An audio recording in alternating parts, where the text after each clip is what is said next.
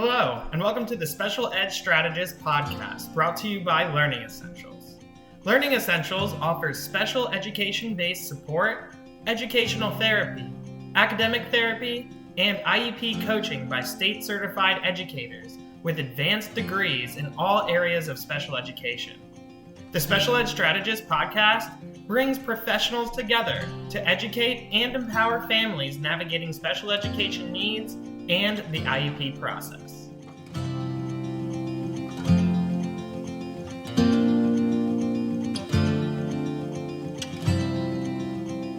Welcome to the Special Ed Strategist podcast. I am your host, Wendy Taylor. If you don't follow us, find us on all socials at Learning Essentials and to give us a like and a follow. I'm excited to introduce our guests this morning. We are speaking with Sarah Cheyette, graduated cum laude in cognitive neuroscience from Princeton University and received her medical degree from the UCLA David Geffen School of Medicine. Following specialty training in pediatrics at Cedars-Sinai Medical Center in Los Angeles and in pediatric neurology at Seattle Children's Hospital, she settled with her family in the San Francisco Bay Area. Sarah practices at the Palo Alto Medical Foundation, where she focuses on treating ADHD in both children and adults, and is the author of 3 books on ADHD, ADHD and the Focused Mind, Winning with ADHD, and ADHD and Me, as well as a book on headaches, Mommy, My Head Hurts. Welcome, and so thankful to have you joining us today. Thank you so much. Wendy, it's a pleasure to talk with you.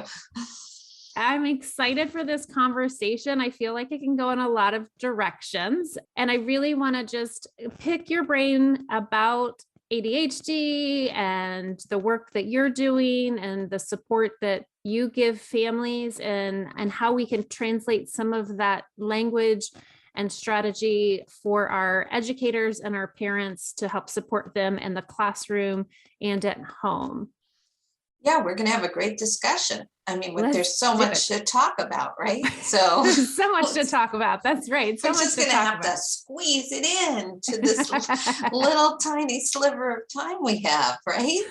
Let's try it. We're going to pack it in. We're going to do our best. So You talk about turning ADHD traits into strengths and benefits. What are some examples of this? Well, I'm just going to say I love people with ADHD as a general rule.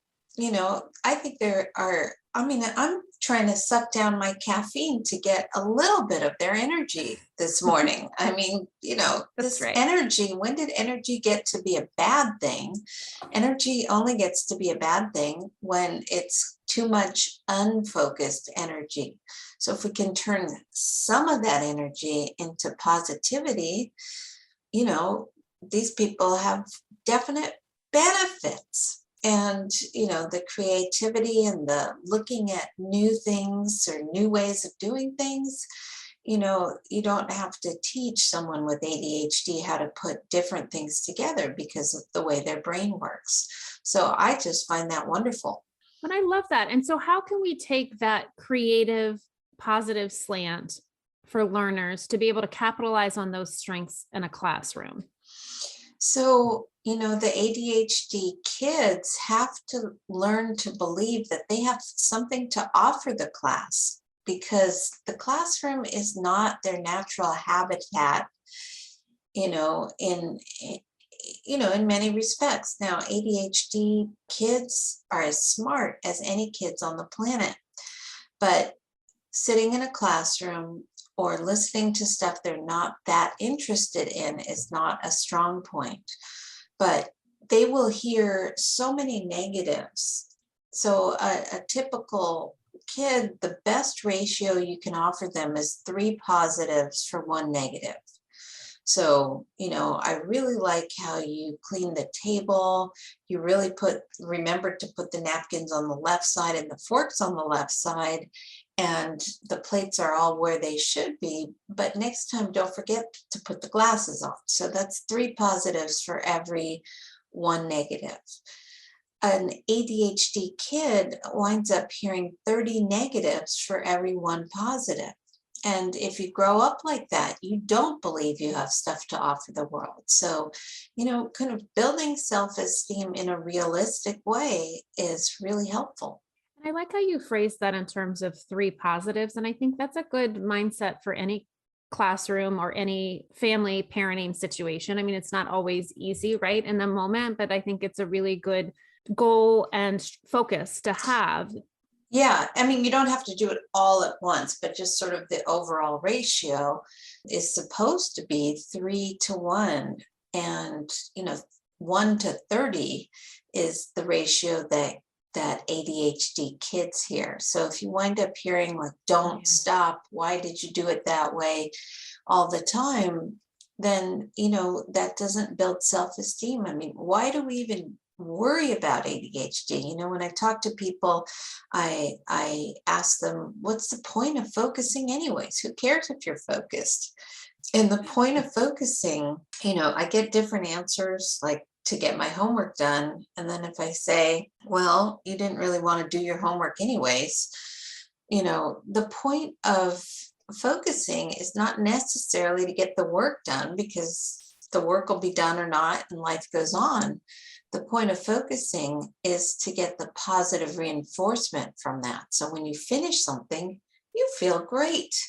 People are like, you are awesome. And you're walking around thinking, I am awesome. I am awesome.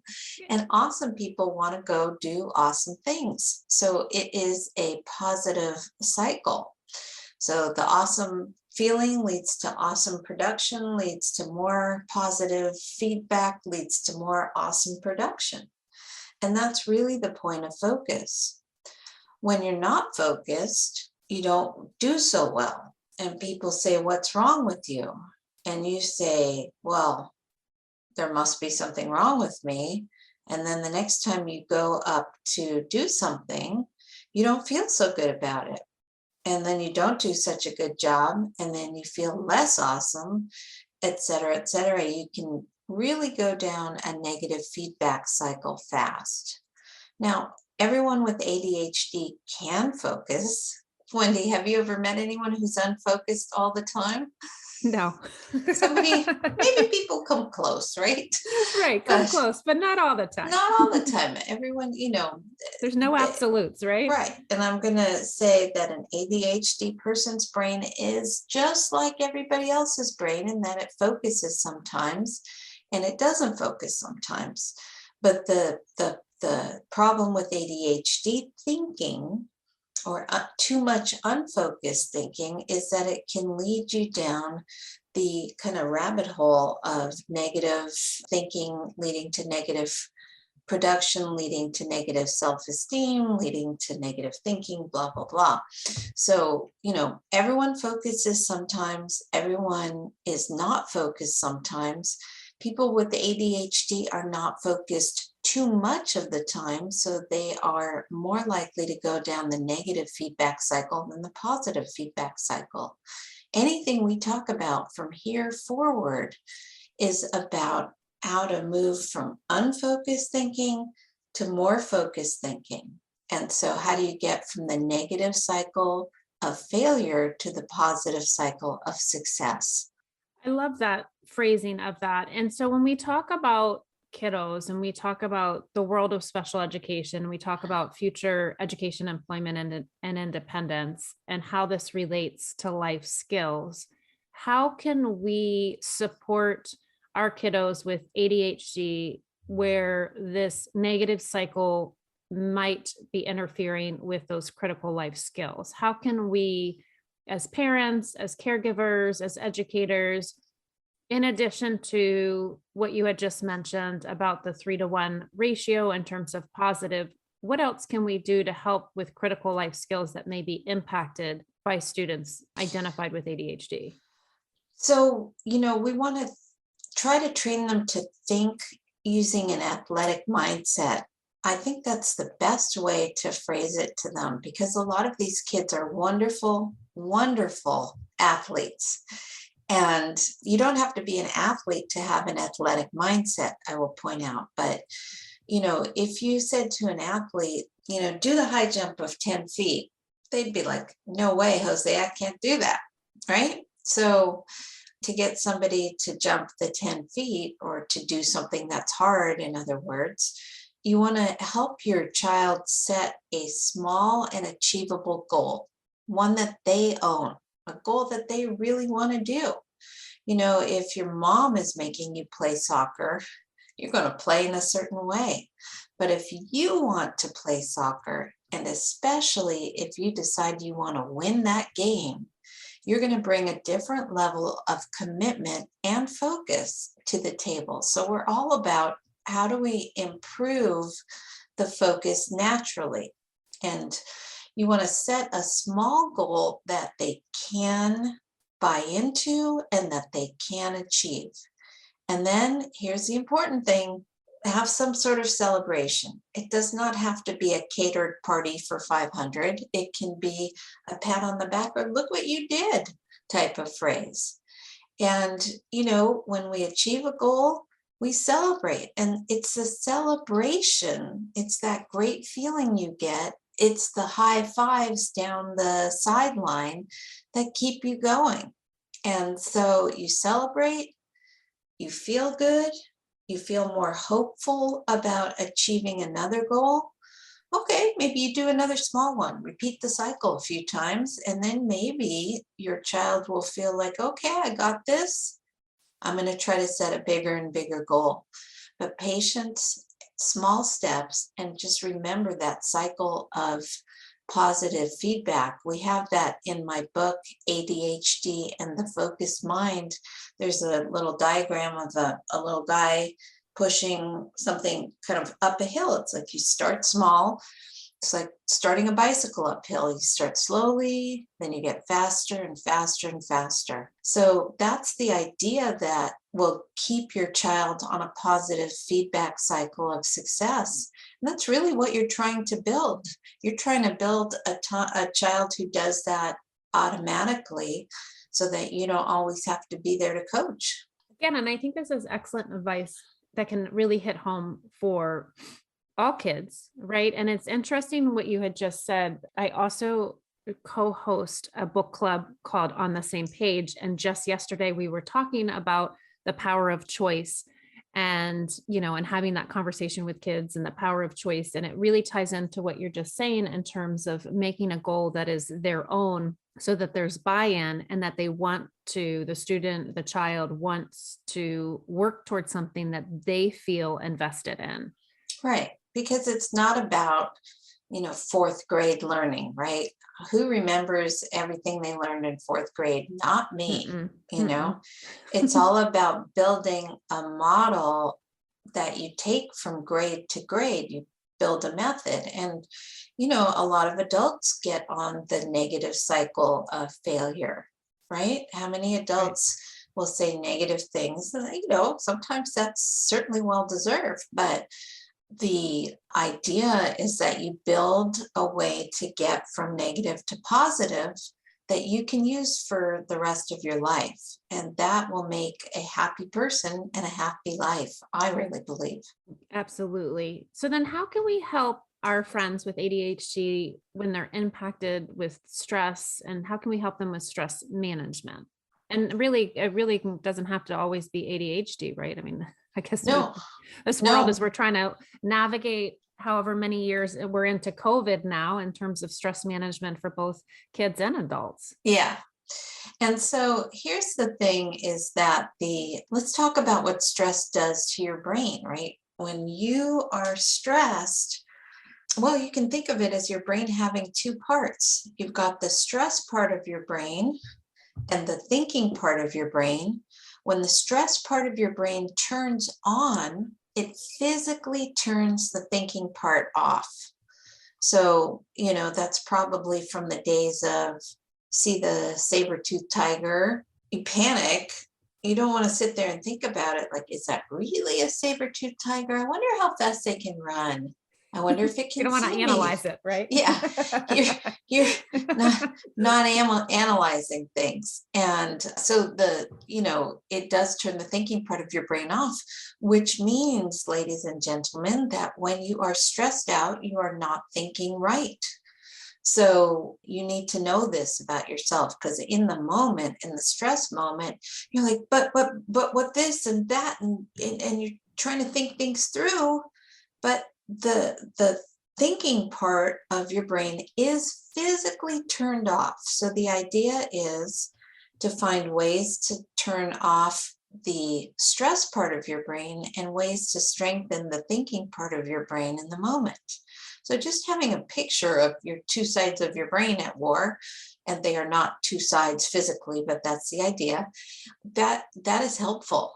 And, you can just kind of know that when the stress goes on, you should not pay attention to what you're thinking until you can think straight. So some people do deep breathing exercises or visualization exercises to turn the stress part of their brain off.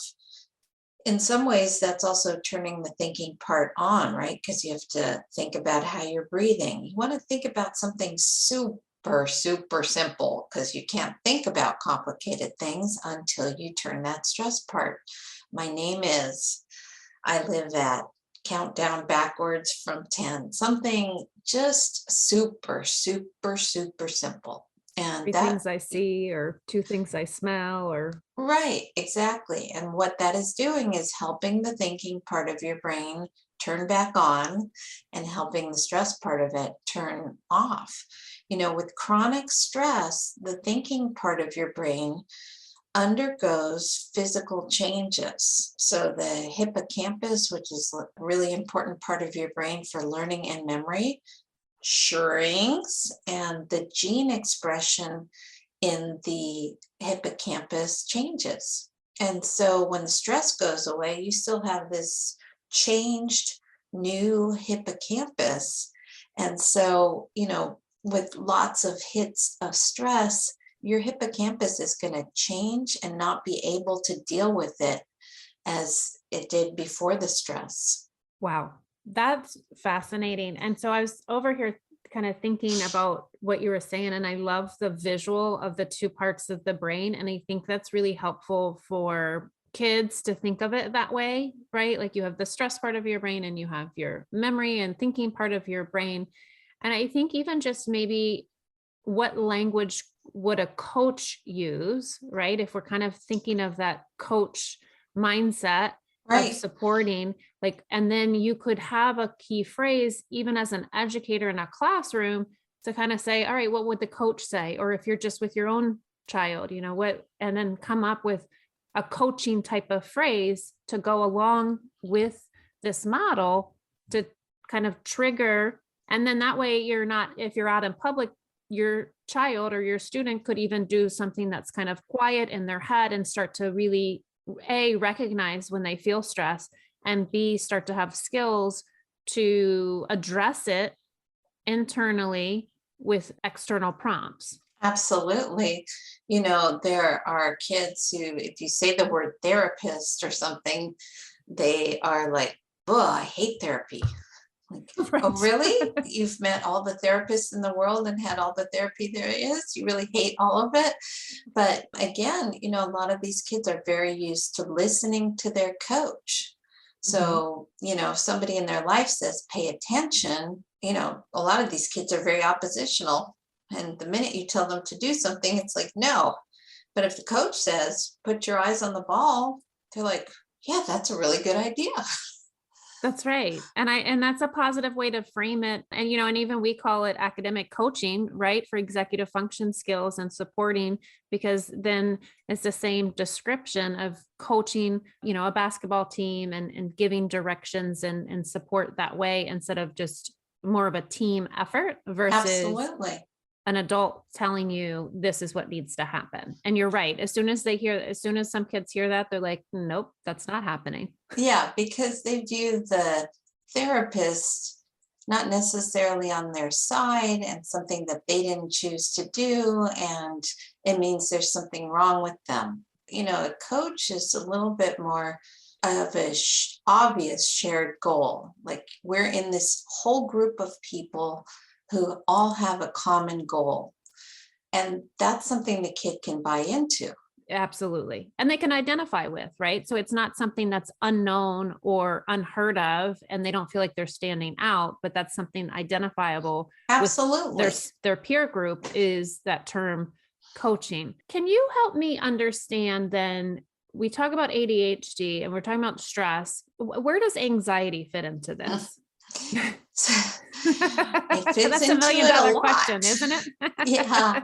Well, again, anxiety or any negative emotion is where the stress part of your brain is turning on.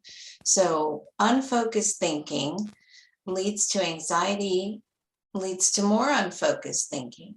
So it's really a common component of that negative feedback cycle.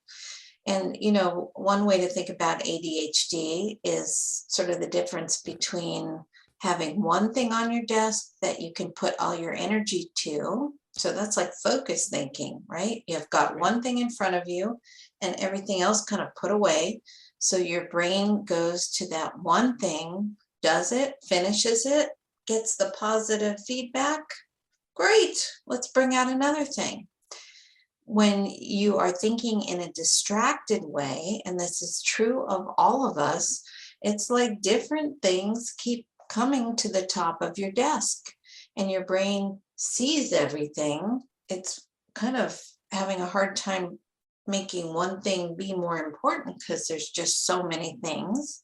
You're more likely to get distracted by them, of course, but you're also more likely to go like, wow, there's sure a lot of things here. And that makes people more likely to be distracted, more likely to procrastinate, and also more likely to be anxious. It's sort of like, well, having all the messages in your inbox the day you come back from vacation, right? There's 1,000 of them and they're all marked as important. And you kind of look at them and you go like, and then you're like, where's the door? I want to go back to vacation. That's right. So how does that, you just brought up procrastination. So how does that come into play with ADHD? Well, procrastination happens in ADHD, I think more than average, in part because the distractions are drawing people away, and in part because, like I said, everything looks bigger when you don't know one part of it to start. So, one of the questions I ask the kids or adults who come to see me is, they're like, oh, I'm the queen of procrastination. I'm like, girlfriend, I have met the royalty. Everybody says that, right? So I'm sure there's some listeners listening right now who are like, but I thought I was the queen of procrastination. So there are many, many people, and they all kind of say it with this kind of, a lot of people have this kind of smile on their face when they say it. I'm like, well, what keeps you procrastinating? A good and question. I'm like, you secretly love it, don't you? They'll be like, well, there are some things that people love about procrastination that make them keep doing it. One is that they feel secretly proud that they can do the whole book report in like 15 minutes and not even read the book. And everybody else took like 3 weeks to do this. So that makes them feel pretty powerful, right? That's one big one. And another big one is that they feel like they can't work until the deadline. And if you think you can't work until the deadline, then you won't work until the deadline. People kind of, this is my method. I wait till it's looming and then I get started. And, I start laughing now when these 13, 14, 15-year-olds look me in the eye and say, this is the way I do things. Like, you're a kid. You can adapt your method just a little bit, when you're ambivalent about something. So you kind of want to change, but you kind of don't want to change. Like you kind of know that you do a better job if you started the project earlier, but you kind of like doing it at the last second. You kind of don't wind up changing anything because you're pulled in different directions, and or you do the thing that pulls you more, which is usually the procrastination part. So, I've written a blog on procrastination, and I've thought a lot about it because it really is a big problem, but it's really hard to get people to change their behavior a lot of time. Well, I guess the question then, do they see it as a problem, and is it impacting their life, right? So if it's not impacting their life, or if it's not a problem, then change will not happen. Right.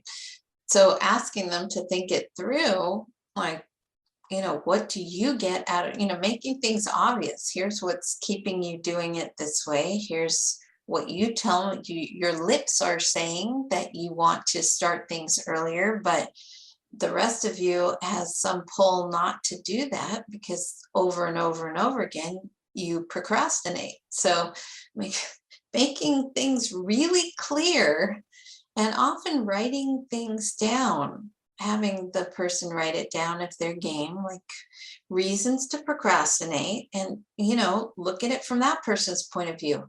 If I procrastinate, I will get to do my games, 2 hours longer. If I procrastinate, I will feel good because I'm not working. If I procrastinate, whatever it is, and, trying to think through, but if I do it early, I might actually get a better grade. I will feel less stressed about it. I will be able to have all the things I need. I will feel terrific about the project when I turn it in, knowing that I've done my best. And, you don't always play to win, right? Sometimes you just play to get it done, or just not to lose, right? Right. Sometimes you just play for fun, and it's okay. And, sometimes you choose not to play. Being really clear about the level of commitment that you're going to bring to whatever it is, it doesn't always have to be play to win, but, that person should try to be clear and not say that they're wanting A's when they don't want to put an A level of effort into it. And that there in itself can drive some parents crazy. Yes, it can. So what advice do you give to parents?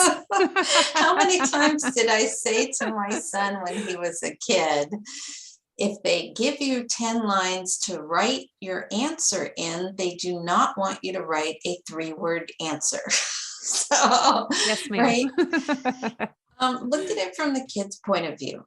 Like a little kid, they don't care about doing their best. Their goal is to finish it quickly. At least a lot of little kids. I can't speak in general. Male little kids who live at my house. But no, a lot of smaller children, particularly, their goal is not to do the best job they can because, it really doesn't matter to their lives. Their job is to finish fast. And so that might be okay in certain circumstances. As people get older, they're a little bit better able to see that their actions have consequences, and that, they may want to put some more effort into what they do. But sometimes, if your kid is not the best kid in second grade, that's okay.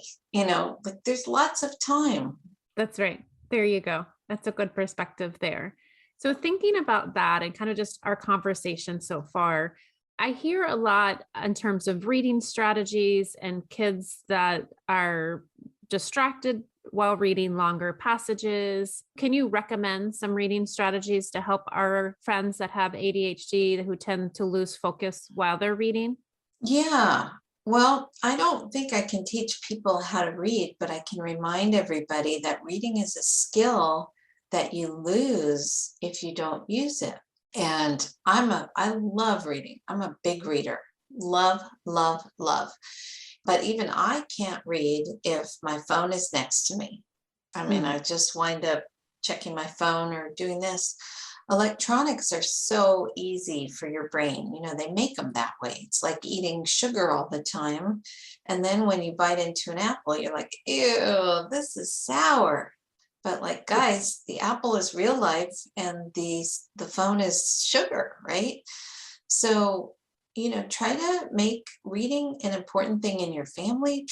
You cannot tell your children to read if you're on your phone all the time too. Mhm. Like, reading should be something you talk about. Reading should be something that your family sees you do too. So, like any skill, it takes practice, it takes time. And I believe it's really important to be able to get information out of books. I think it's really important. Well, I think it's really fun to have adventures in books. I've been sailing in the Antarctic in the books. I've been, to countries I've never visited, had adventures I never would want to have. And I love reading. And it's sad when I see people reading less and less. It's something we've done as a family. We have 3 boys. They're each 3 years apart. And we have done books, like read a book as a family. Nice. And, even to the little ones, like we'll read out loud so they can hear it. And then we followed up with watching the movie. And that was a really good experience just as a family activity, but then also bringing in the importance of reading. So I just kind of, as you were talking, it just popped in my head. Plug that one because that is terrific. And it's just super great because, just because it's varying ages, not everybody can read independently, but it's nice just to sit and read out loud. And then we just kind of had fun with it and did the movie. And we've done that a couple times. And that was a great way to just bring the family into that love of reading.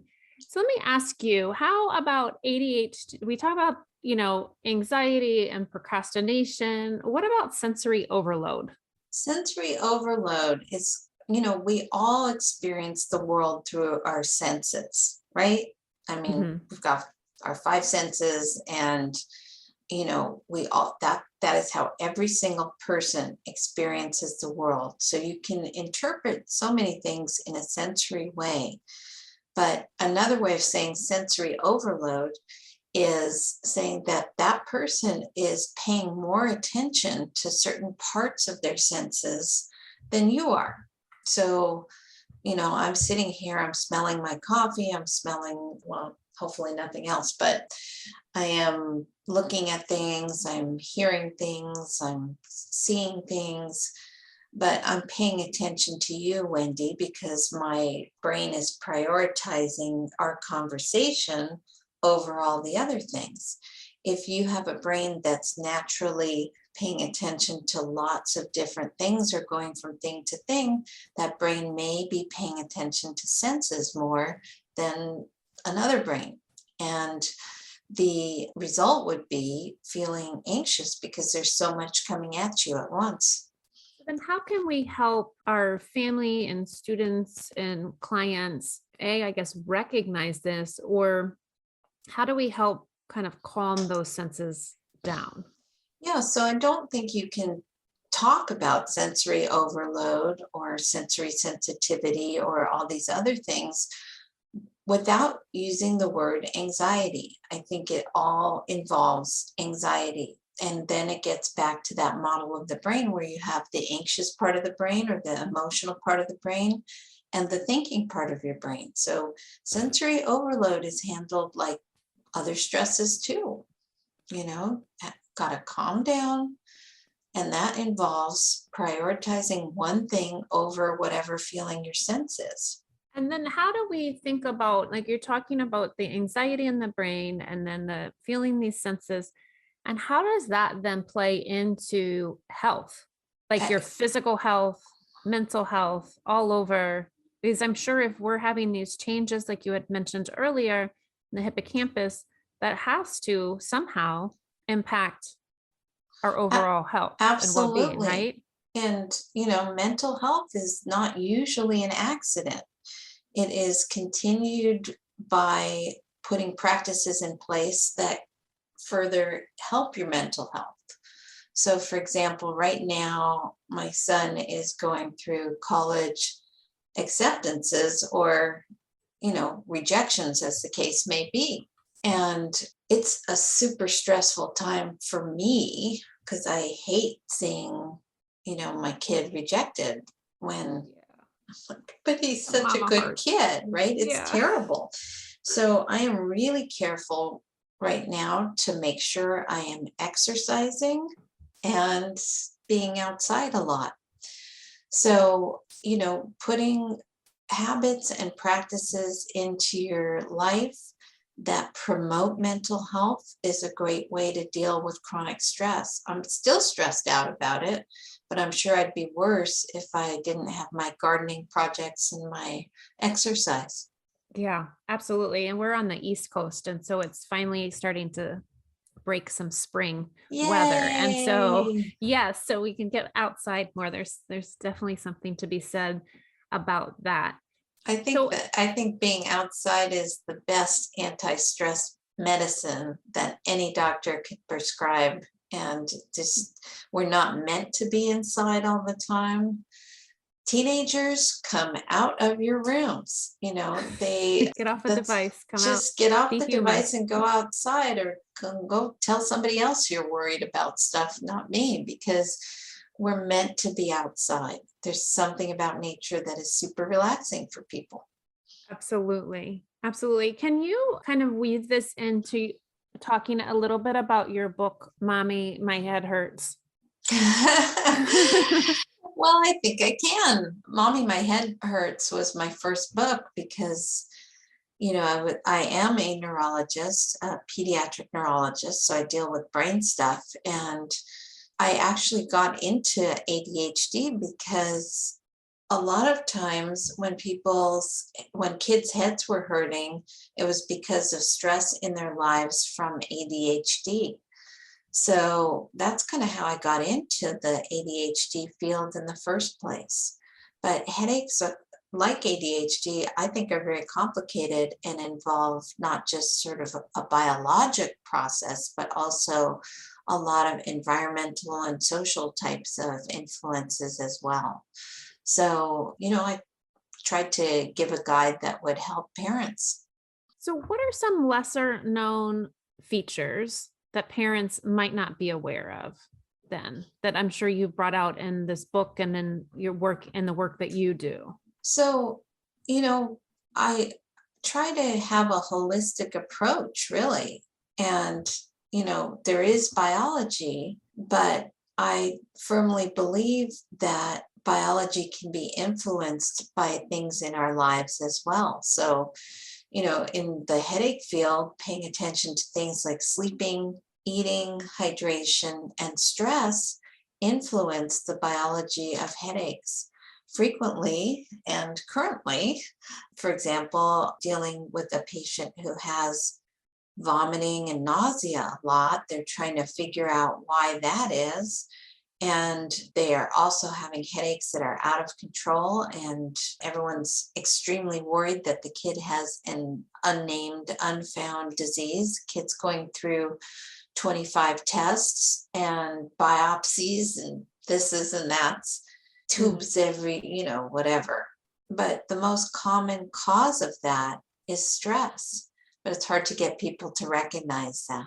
And we don't want to miss an underlying biological process that's fixable. But when you check enough, it's foolish to overlook a common cause of those biologic problems. But it's unfortunately one that we have no test for, right? The stressometer is lacking. But I think, if we could have one, that would. Oh that would my be great. gosh, my job would be 20 times easier all of a sudden. Mm-hmm. But it's interesting that you say that, because I think it's helpful even for educators in the classroom to have that knowledge in terms of stress and how that impacts, attention, memory, processing, and how that impacts education and academics. Absolutely. When you're taking a test or when you're coaching somebody how to take a test, teaching them, okay, I know you have a limited amount of time on the test, but taking a few minutes at the beginning to calm down is a really good investment, because then you have a better brain to take the test with. Absolutely. So what are some other coaching strategies that you can help provide for parents and caregivers and teachers in terms of, as it relates to academics or as it relates to just our typical day? Well, what you're trying to do is build a kid who is able to problem solve. So instead of telling the kid all of, do this, do that, say, kid, here's the problem. We need to leave in an hour and you're never ready. How are you going to solve that? How are you going to do it? Kid who doesn't want to do their homework, it's like, I get it. You don't want to do it right after school. Here are your hours in your afternoon. Here's when your soccer practice is. When are you going to fit your homework in? One of the nicest things that somebody ever said to me was, you do what you say you'll do. Like, yes, I do. So part of it is me saying I'm going to do it. If somebody told me to do it, that kind of part of me that says no leaps to the forefront. So it becomes an instant burden, and then my focus for it goes down automatically. So having your child have a role in I'm not saying that your child is the boss of you, and I'm not saying that you don't have veto power, but why don't you try it their way once in a while? And if it doesn't go well, kind of point that out. You didn't actually get ready in time. What do you think you can fix so that next time you can get ready? And, again, the kid doesn't necessarily care that you have to be on work, at a certain time. The kid's perspective is, if I'm late, that's less school that I have to do. So trying to see things from the kid's perspective and kind of coach your way from where their brain is at the time would be really helpful. I love the power of choice. I do it in my home and in a classroom and with clients that I work with. I think it's empowering for the individual, and just, and we also kind of joke in terms of assuming the sale, right? So if you're going to do a power of choice, you're going to assume two positive things, like, are we doing this in 5 minutes or 10 minutes? Yeah. So you kind of know it's going to be slanted in your way, but you are giving that power of choice, because there is definitely more of that buy-in there. And it's also a life skill, right? Teaching a child to problem solve is a life skill that you're going to need, again, in that future education, employment, and independence, to be able to problem solve. How did that go for you?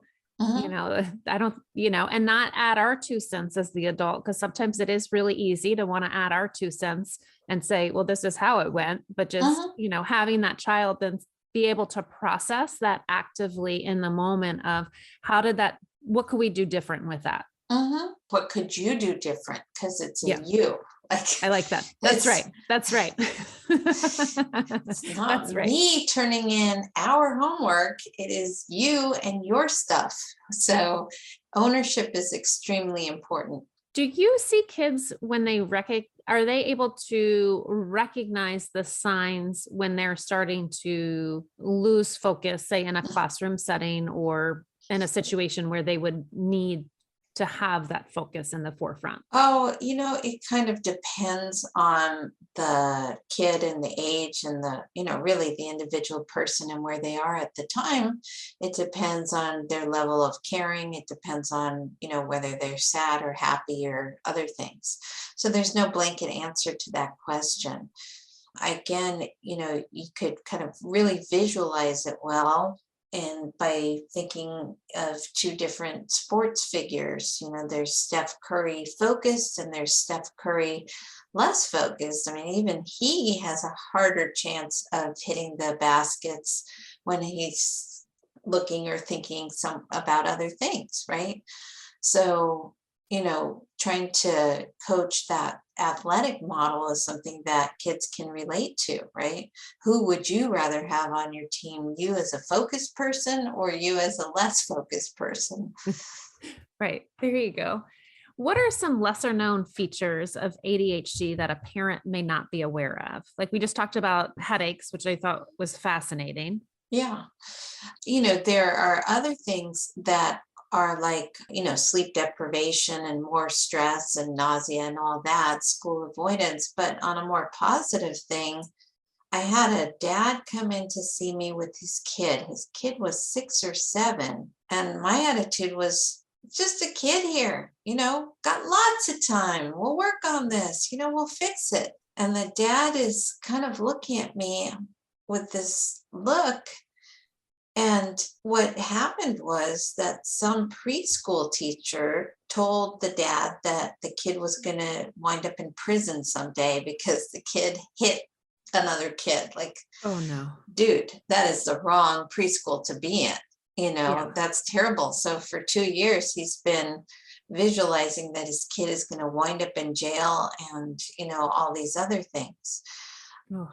That it was a relief for him to hear that his 6 or 7-year-old had time to get better and was going to be okay if the next 10 years went well, and how to do that. So I was really grateful that we were able to talk about that, because I didn't really know that attitude coming in. I mean, I never would have said anything like that.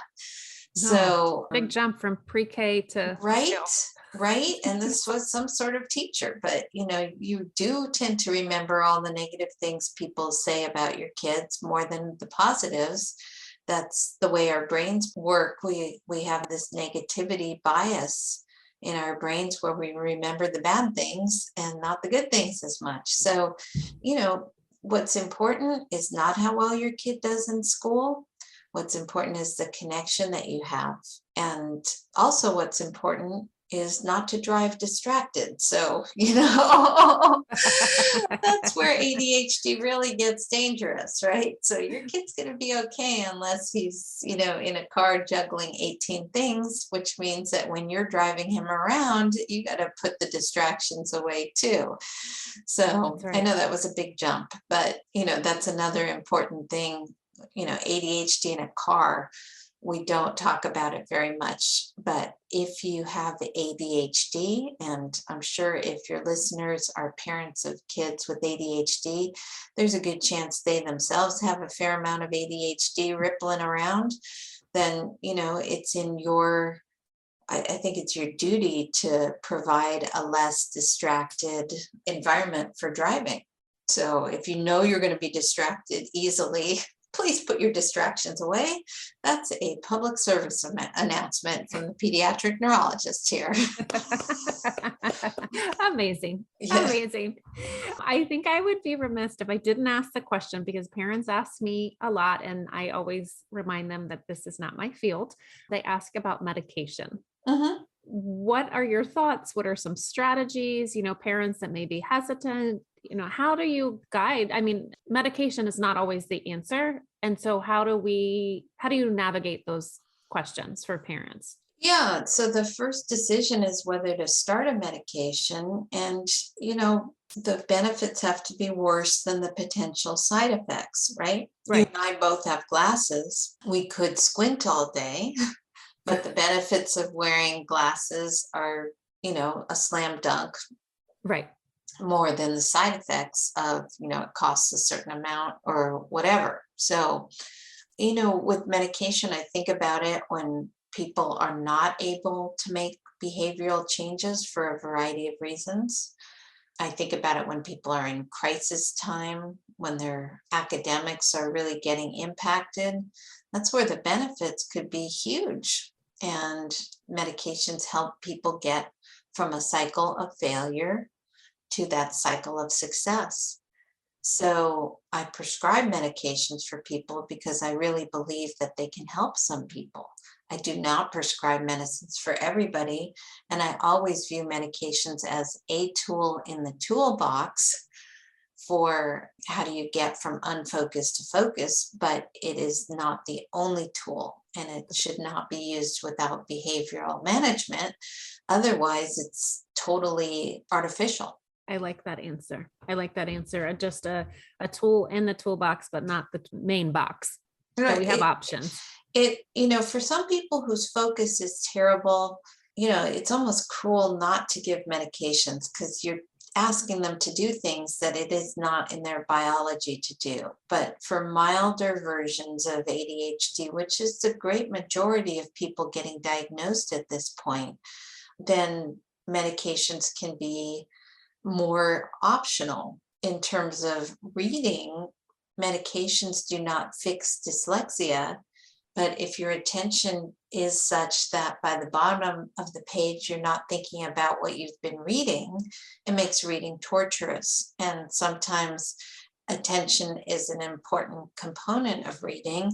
And so by treating attention, even if you have dyslexia or reading processing disorders of whatever kind, your reading can improve. I've seen handwriting improve. Yeah. Yeah. Yeah, sometimes it just makes such a huge difference, and Yep. And that support for that kiddo. So kind of as we wind down, what should I ask that I didn't know enough to ask? Oh, that's a good question. We've we started by saying that there's so much to talk about. And we ended by saying, what else should we talk about, right? And, the answer to that really is very individual. But the main thing that I would say that I want your listeners to take away is that there's reasons to remain positive and hopeful. You might have a kid that you feel like you don't know what else to do and you're giving up on. Everybody probably feels that way as a parent sometimes, and in some respect. I've had 4 kids and they've all made me crazy in certain ways.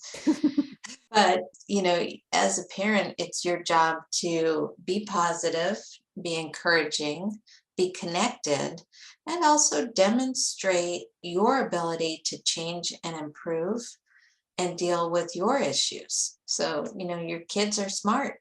They're not going to do things when they see you doing things differently. Between what you say and what you do, you always believe what the person does, right? So you kind of have to wear what you're telling your kid. Well, and what a gift to be that role model, right? Because I think is such a gift, because then you're showing your kids that I'm an adult, but I can still change and grow and better myself and learn about myself. And, we can continue to strive to be an amazing person and be good for the world. Absolutely. And, we both are creatures who can change, and we're neither one of us a finished product, right? That's right. So, and teaching your kids to find ways to enjoy life and to make their own fun will help their focus too. So, we all focus better if something's fun and interesting. Guess what? Sometimes you have to be the one to make it fun and interesting, right? That's the difference between entertainment and life. So, if you want a fun and interesting life, you better think of ways to make your life fun and interesting, and that will improve your focus. Well, and I think just saying that line is pretty spectacular, right? Oh. Because there's oftentimes kids will say, I'm bored, but not in my house. That's right. Well, not in mine either. Yeah. We've flipped that script, but right. To offer that as using that language really then opens up the door for growth and a lot more.